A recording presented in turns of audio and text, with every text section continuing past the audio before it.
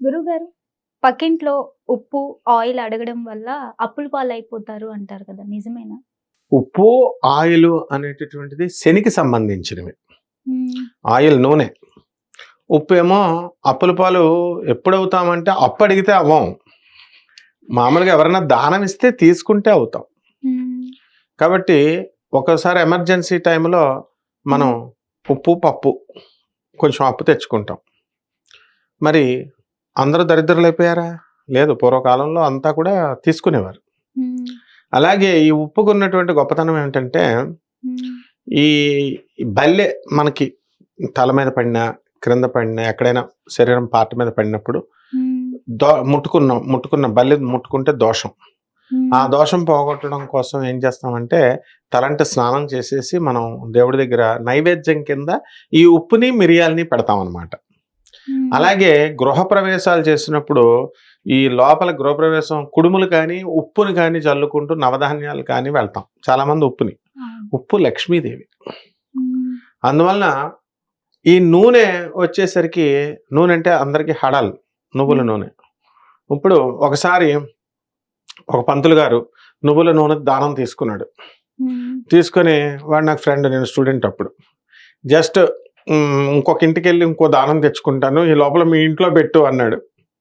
నేను పోన్లే కదా అడుగుతున్నాడు, బుక్స్ లాగే బ్యాగ్స్ లాగా పెట్టుకుందామని పెడుతుంటే మా హ్మ్. అమ్మగారు తిట్టి నన్ను వరండా చివరన పెట్టించారు. అంటే హ్మ్. భయం. నూనె అంటే భయం అందరికి. అది నేననేది. కానీ మరి ఇప్పుడు నువ్వుల నూనె దానం తీసుకోకుండా పంతులు గారులు మరి వీళ్ళు కూడా ఏం చేశారు? అధిక పారితోషికం. నువ్వులు హ్మ్. తీసుకోవాలంటే నేను నీకు ఎక్కువ ఇవ్వాలి డబ్బులు. హ్మ్. లేకపోతే వీళ్ళు మామూలుగా కందులు ఇవి దానాలు చేసినట్టు రూ. 100 కూడా ఇవ్వట్లేదు. హ్మ్. కాబట్టి ఇక్కడేంటంటే తీవ్రమైన పదార్థాలే. నువ్వుల నూనె శనీశ్వరుడికి సంబంధించినయి కాబట్టి హ్మ్. అవి తీసుకుంటే మనకి ట్రాన్స్‌ఫర్, ఆ హ్మ్. దరిద్రం మనకి ట్రాన్స్‌ఫర్ అవుద్దని అర్థం. ఓకే. అందువలన అప్పులకు కాదనమాట. అప్పుడు దానం పడుతున్నామనుకో నువ్వుల నూనె, దానం చేసుకుంటే నీకు ఈ దక్షిణ ఇస్తున్నాను. దక్షిణాదేవి రూపంలో నేను నీకు ఈ దరిద్ర దేవతని నీకిస్తున్నాను హ్మ్. అన్నప్పుడు పంతులు తీసుకుంటాడు పాపం. తీసుకొని హ్మ్. మరి మన కర్మను తీసుకున్నప్పుడు మరతను జపం అది ఇంటికెళ్ళి గాయత్రి జపం అవి అనుష్ఠానం, పూజలు ఉంటాయి. అవన్నీ చేసుకోవాలి. హ్మ్. చేసుకోకపోతే నిజంగానే అతను అలా అయిపోతాడు. అందువల్లనే 'ఐరన్ లెగ్ శాస్త్రి' అని ఉండేవారు చూడు సినిమాలేసినప్పుడు, నా ఫ్రెండ్ అతను. హ్మ్. అతను లాస్ట్‌కి పాపం దానాలు చేసేవాడు. హ్మ్. దానాలు తీసుకునేవాడు. అలాగే ఇప్పుడు మందపల్లిలో శనీశ్వరుడి గుడి అని ఉండేది. అక్కడ వచ్చినోళ్ళకి శనీశ్వరుడు పూజ చేసేవాడు. దాన ధర్మాలు, దానాలు చేసుకోవడం ఇయన్నీ కూడా చేయించేవాడు. హ్మ్. అప్పుడు దక్షిణ అందరూ పంతులకి 500 అనుకో, నేను ఐరన్ లెగ్ శాస్త్రిని 2000 ఇవ్వాలి, 3000 ఇవ్వాలి అని తీసుకునేవాడు. ఒక వెలుగు వెలిగాడు. కానీ పాపం లాస్ట్‌లో చాలా దారుణమైన దుర్భర పరిస్థితుల్లో ఆయన హ్మ్. పేదరికంలో చనిపోవాల్సొచ్చింది. ఇదంతా శనీశ్వరుడి యొక్క ఎఫెక్ట్. ఈ హ్మ్. యొక్క ఉప్పు, నువ్వుల నూనె చాలా డేంజర్ పదార్థాలు. దానాలు తీసుకోకూడదు. హ్మ్. అంతేగాని అప్పు తీసుకోవచ్చు. No problem. మరి ఆ ఉప్పు తిరిగి ఇవ్వకపోతే ఏమైతుంది గురువుగారు? ఇప్పుడు మనం అప్పు తీసుకుంటాం బావుంది. హ్మ్. అప్పు తీసుకున్న ఏ వస్తువైనా సరే తిరిగివ్వాలి. హ్మ్. తిరిగివ్వకపోతే రుణానుబంధం అయిపోతుంది. హ్మ్. వాడి ఉప్పు మనం తీర్చడం కోసం మళ్ళీ ఇంకో జన్మెత్తాల్సొస్తది మనం. ఉప్పు కోసం. ఉప్పు కోసం. అందులో డౌట్ లేదు. హ్మ్. ఎవరి దగ్గరైనా సరే మనము ఏదైనా సరే ఫ్రీగా తీసుకున్నప్పుడు హ్మ్. మనము మళ్ళీ వాళ్ళకి రుణపడిపోతాం మనం. హ్మ్. రుణపడిపోయి మళ్ళీ ఆ రుణం తీర్చడం కోసం ప్రత్యేకించి ఇంకో జన్మెత్తాలి. హ్మ్. కాబట్టి ఉప్పు విషయాల్లో, నూనె విషయాల్లో సీరియస్ అనమాట శనీశ్వరుడు. హ్మ్. కాబట్టి కంపల్సరీ మనము ఉప్పు అనేటటువంటిది తీసుకున్నప్పుడు ఇచ్చేసేయాలి. అంతేకాకుండా ఈ ఉప్పుకి కొంచెం పవిత్రత అనేటటువంటిది ఉంది. అంటే హ్మ్. శుద్ధి చేసేటటువంటి పవిత్రత ఉంది. ఎలా అంటే మనము బల్లి పడినప్పుడు మన మీద పడితే మనం ఎలాగైతే తలంటి స్నానం చేసేసి వెంటనే దీపారాధన దేవుడికి వెంటనే చేసేసి హ్మ్. ఆ ఉప్పుని, మిరియాలని అక్కడ పెడుతున్నామో, అలాగే దేవాలయాలలో ధ్వజస్తంభం దగ్గర కూడా ఉప్పుని, మిరియాలని ధ్వజస్తంభం దగ్గర బలిపీఠం దగ్గర ఏసేస్తాం. హ్మ్. నువ్వు గమనించు, ఎప్పుడైనా గుళ్ళకెళ్ళినప్పుడు ఉప్పుని, మిరియాలని ఏసేస్తారు ధ్వజస్తంభం దగ్గర. అవును. బలిపీఠం అంటాం దానికి. అలాగే ఉప్పుకున్నటువంటి గొప్ప శక్తి ఏంటంటే దేన్నైనా సరే క్లీన్స్ చేస్తుంది. హ్మ్. ఇది చాలామంది చనిపోయినటువంటి వాళ్ళు ఉంటారు కదా! హ్మ్. వాళ్ళ బట్టలు చాకలి వాళ్ళకిచ్చేస్తారు. ఇంకా హ్మ్. ఆ వ్యక్తి లేడు. ఎవరో ఒకళ్ళు ఉపయోగించుకోవాలి. చాకలి వాళ్ళు తీసుకెళ్ళిపోతారు. ఈ హ్మ్. మధ్య కాలంలో యూట్యూబ్ వచ్చిన తర్వాత, మీడియా వచ్చిన తర్వాత డైరెక్ట్ ఈ చచ్చిపోయిన వాళ్ళు బట్టలు ఎవరికి ఇవ్వకూడదు ఏ అని. తర్వాత పాత బట్టలు, పోనీ చచ్చిపోయినోడు కాదు, బతుకున్నవాడు మనం ఉన్నాం, పాత బట్టలు ఉంటాయి, మన పాత బట్టలు ఎవరికన్నా దానం చేస్తే మీ లక్ష్మంతా వెళ్ళిపోతుంది అని అమ్మ పెట్టదు, అడుక్కు తిననివ్వదని వీళ్ళు ఇవ్వకూడదు అని చెప్పుకుంటూ వస్తే యూట్యూబ్ రెమెడీస్ చెప్తాం కదా జ్యోతిష్కులు, వాళ్ళు ఏం చెప్పారంటే ఈ ఉప్పులో ఆ యొక్క బట్టల్ని మనం నానబెట్టి ఆ నీళ్ళల్లో, ఉప్పు నీళ్ళల్లో దాన్ని గుంజి ఆరేసి ఇచ్చేయచ్చు అని చెప్పారు. ఇదే మరి ఇప్పుడు డ్రై క్లీనింగ్ వాళ్ళు అయ్యే కదా చేసేది ఉప్పు నీళ్ళలో. ఇప్పుడు గంజిలో ఖద్దర్ని మనం నానబెట్టి ఆ ఇస్త్రీ చేస్తే మంచి నుంచున్నట్టు వస్తుంది. సో ఆ విధంగా ఈ ఉప్పుకి సోడియం క్లోరైడ్ అనమాట ఇది. సో దీనికి ఆ శక్తి ఉంది. ఏంటంటే సోడియము క్లోరైడ్ మనకు బాడీకి అవసరం. సో ఎందుకని చెప్పబడి ఉందంటే శాస్త్రంలో అలాగా, ఆ సోడియంని క్లోరైడ్ని మనము బాడీకి తగిలినప్పుడు అది పీల్చుకుంటుంది చెమట.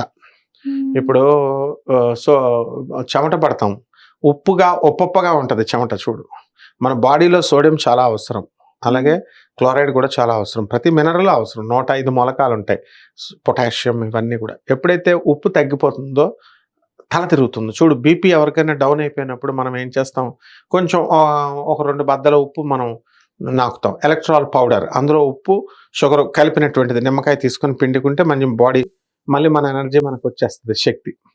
ఆ విధంగా కళ్ళు తిరగడము ఇదంతా కూడా ఆగిపోతుంది. కాబట్టి అందువలన ఉప్పుని మనము బట్టల్లో ముంచి ఇవ్వాలి అంటాం. దానివల్ల ఎందువలన, ఇప్పుడు దేవాలయాలకు వెళ్తాం మనం, దేవాలయాలకు వెళ్ళినప్పుడు షర్టులు తీసేయమంటే నాకు కోపం వచ్చేది. ఏంటి దేవుడి దగ్గరికి వెళ్తే ఆంధ్రాలో లేదు, తెలంగాణలో లేదు, ఏంటి కర్ణాటకలో, తమిళనాడులో బిల్డప్ లేళ్ళు ఏంటి, మొత్తం తీసేయమంటారు ఏంటి షర్ట్లు, మొత్తం అన్నీ తీసేయమంటారు షర్టు. మొత్తం షర్ట్లు తీయమంటారు. అసలు గుళ్ళకే వెళ్ళకూడదు అనుకునేవాళ్ళు. ఆ తర్వాత పీఠాధిపతుల దగ్గరికి వెళ్ళినప్పుడు కూడా షర్ట్లు పీకి పడేస్తాం. ఎందువల్ల ఇలా ముట్టుకుంటూ గురుగారు అని ఇలా మాట్లాడతారనమాట. ఏంట్రా బాబు అని నాకు మండిపోయేది సరిగ్గా చెప్పక. తర్వాత నాకు అనుభవంలో సైంటిఫిక్గా ఎందుకు చెప్పారు అని అంటే, ఈ దేవాలయాలలో మనము ఎలక్ట్రోమాగ్నెటిక్ ఫోర్సెస్ ఉంటాయి, ఎలక్ట్రోమాగ్నెటిక్ వేవ్స్ ఉంటాయి. అక్కడ కాపర్ ప్లేట్స్తో మనము యంత్రాలు వేస్తాం దేవుడికి. యంత్రాలు వేసి ఆ యంత్రం మీద మనం పూజ చేస్తూ ఉంటాం.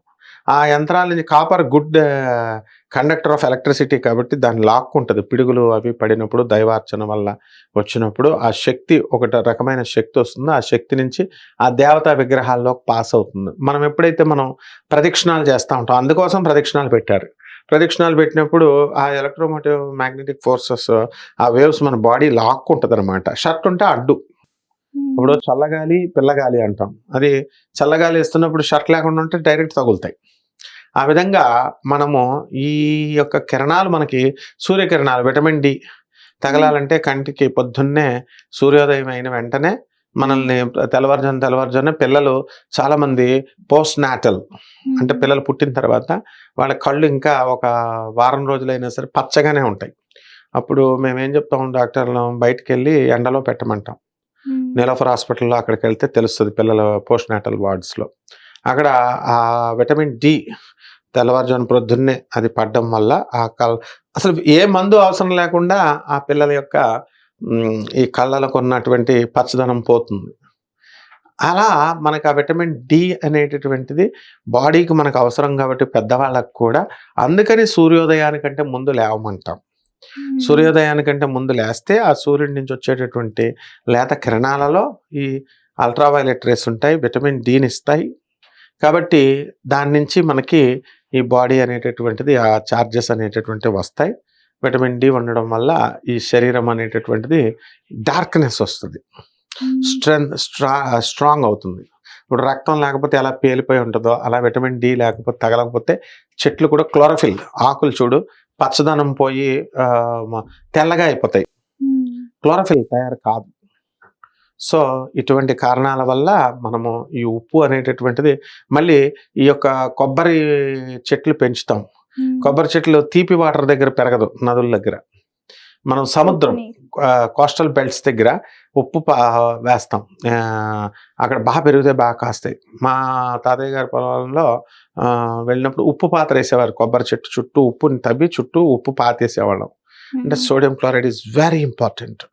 అందువలన కంపల్సరీ అప్పు తీసుకున్న వాళ్ళు ఖచ్చితంగా ఉప్పనే కాదు, పప్పనే కాదు, ఈ యొక్క నూనె కూడా వాళ్ళు ఇచ్చి తీరాల్సిందే.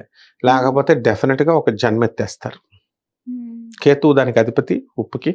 ఆ కేతువు ఏం చేస్తాడంటే పూర్వజన్మల్ని డిసైడ్ చేసేటటువంటిది కేతువే. నెక్స్ట్ జన్మల్ని, పూర్వజన్మల్ని. కాబట్టి ఈ యొక్క కేతువుని మనం అలాగే శని ధర్మకారకుడు, సమవర్తి అతను, కర్మఫలదాత, కర్మ ప్రదాత. అందువలన నూనె విషయంలో, ఉప్పు విషయంలో అప్పు తీసుకుంటే కరెక్ట్‌గా పట్టుకెళ్ళి ఇచ్చేస్తారు. అందుకే చూడు, ఇల్లు ఖాళీ చేసేటప్పుడు ఎవరైనా సరే ఒక ఉప్పు ప్యాకెట్ ఇంట్లో వదిలేసి వెళ్ళిపోతారు వాళ్ళు. అది అంటే ఉప్పుకున్న గొప్పతనం ఏంటంటే అలక్ష్మిని లక్ష్మిగా మార్చగలదు, మహాలక్ష్మిగా కూడా మార్చగలుగుద్దనమాట. అంటే ఈ యొక్క మలినాన్ని కూడా తీసివేసి మనకి నెగెటివ్ వైబ్స్‌ని కూడా పాజిటివ్ వైబ్స్ చేసేటటువంటి గొప్ప శక్తి ఈ ఉప్పుకి, నూనెకి ఉంది. ధన్యవాదాలు. ధన్యవాదాలు.